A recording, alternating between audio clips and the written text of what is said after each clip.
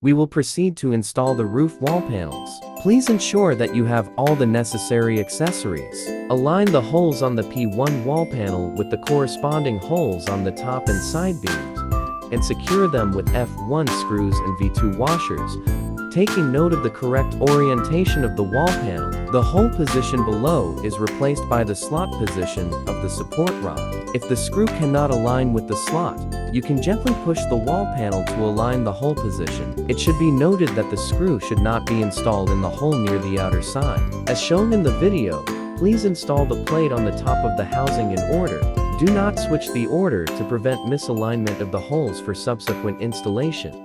After the installation of the roof panel is completed by 3/4, it is necessary to stop the installation and reserve a space for the assembly of the eaves. Align the holes in the middle of the two parts, then drive the F1 screws and V2 spacers. The assembled eaves are then aligned with the holes left in the roof P3 as sheet, and then drive F1 screws and V2 spacers. After the eaves are assembled, the remaining top panels are installed in the order of the video. To install the top panels, the eaves need to be gently lifted and then fixes the top panels with F1 screws and V2 spacers. This completes the installation of our top wall panel.